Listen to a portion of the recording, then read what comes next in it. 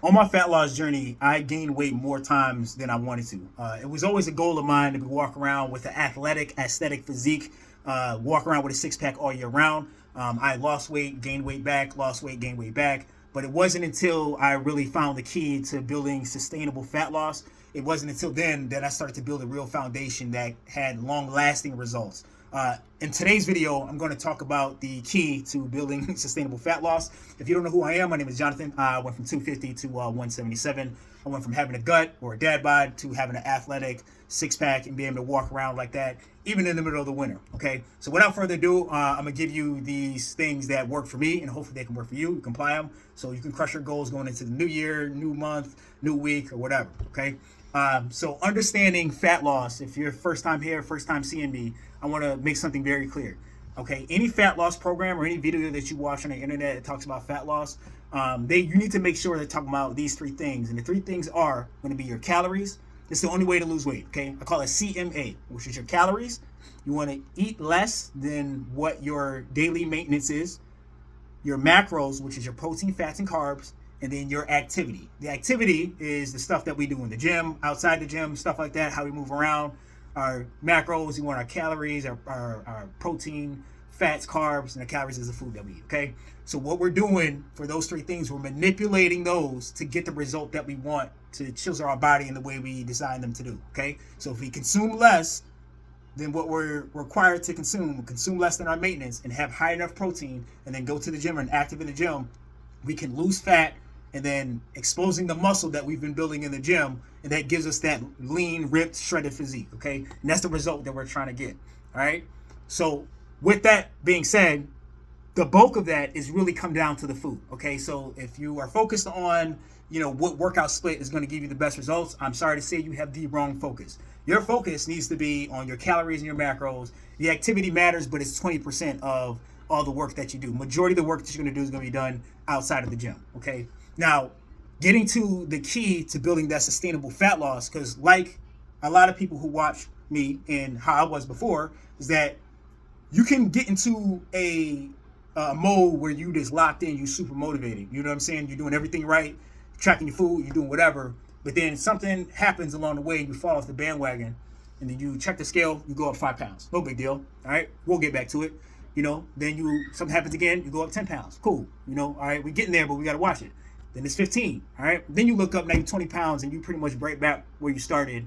Then you look at yourself in the mirror and you're like, how did I let myself go this far?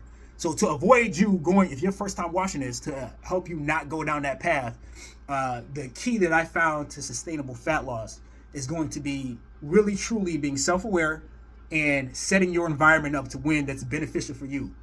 And I'm gonna tell you a story of what that means. Okay, so I said this in other videos, but again, if it's your first time here, I'm a person who I love burgers. I love burgers. When I was 250, I definitely can eat too. I used to go to restaurants. I used to get triple cheddar bacon burgers, and I get two of them. You know what I mean? Root beer, fries. I like the whole nine. I know how to throw down, right? So when I wanted to burn body fat, I'm not the type of person that's like, I know I could eat salads for 6 months straight and lose body fat, but that's not realistic for me. I wasn't gonna play myself, and I suggest you not play yourself like that either. So let's find something that's gonna be sustainable for us. So what I mean by setting your environment up to win, and I broke this down in two categories. You set your environment up to win by the meals and the workouts. Right now I'm talking about the meals. Okay, so for the meals was, if I know I like to eat burgers, right? Let's just find a healthier alternative from the food that I was already like killing my gains. So let's find, instead of regular burgers, let's do lean beef burgers. Let's do 97% lean burgers. You get what I mean? Let's do low calorie bread, right? That way I'm still eating the burger. It doesn't feel like I'm on a diet, but then my calories are in line with the goals that I have for myself. And my goal was fat loss. You get what I mean? So I'm tracking, understanding how to track is the most important thing. But then picking foods that you can sustain your way of eating long term is the main thing to do. A lot of times when people fall off the wagons, because y'all could manage eating chicken breast and brown rice for 6 months, but you probably couldn't manage that for the next 6 years. You get what I'm saying? You'll lose your mind. So let's not play ourselves, and we can do it for 6 months, but we gonna gain it back, right? So I say the most beneficial thing is, if I had to eat like this every single day, could I do it? If the answer is no, then you don't even waste your time. Don't even waste your time. But for me, I could eat a burger every day. You know what I mean? I could eat a burger every single day. I could eat a burger every single day. So, okay, that's one meal that I know I can consume. Um, Setting my environment up to win for fast food. When you're out and about, right, you need to have a designated spot where you can go. You know you can go to go eat your food. For me, it was Chipotle. I knew I can get double steak, white rice, corn, and maybe a little bit of cheese. And I think that came out to like 700 calories. You know what I mean? Maybe less than that. But I know I could get that in a bowl and eat that and still be in line with my nutrition. You get what I mean? So whatever your favorite fast food restaurant is, like have a go-to meal there too. Know the calorie count of that meal, so that way when you're out and about and you just don't have food pack or whatever, you can access that meal and you're still within alignment on what you need to do, right? Keeping snacks in the car with me. It may be like some like overly obsessive stuff to do, but in the beginning, I'm gonna be real with you. You're gonna have to be kind of overly obsessed in the beginning, because if you expect to stay how you are and expect to get the new result, it's really not gonna work. I can't be thinking like 250 Jonathan trying to be 177. 250 Jonathan says, hey, I just go and get me a triple butter bacon burger with large fries and, you know, a root beer, and I should be able to lose weight. It don't work that way. So what I had to do was I kept protein shakes in the car with me, like, you know, little muscle milk ones or whatever ones you like to drink. You can keep those in the car with you. I did that because when you drink a protein shake, it kind of calms and satiates your stomach. It calms me down so I can make a better decision about my food, right? These are all the things that I'm telling y'all, all the things that I'm using to set my environment up to win, okay? If there was a food in my fridge or a food that I had trouble with, and if you've watched any of my other videos, for me it's Lay's potato chips.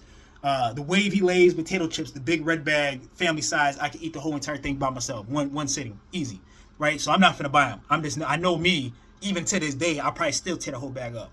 So when I see them in the store, I don't even pay attention to it. I'm not gonna play myself, right? Chocolate chip cookies, my favorite sweet. Again, I'm not gonna play myself. I'm not gonna buy a thing of chocolate chip cookies and say I'm only gonna have one. Because to tell you the truth, it's not gonna happen. I'm gonna eat the whole entire thing. So Lay's potato chip and chocolate chip cookies, they're not allowed in my house. I'm not gonna do that to myself. So I set my environment up to win in foods. I'm not gonna put the weakness in front of me.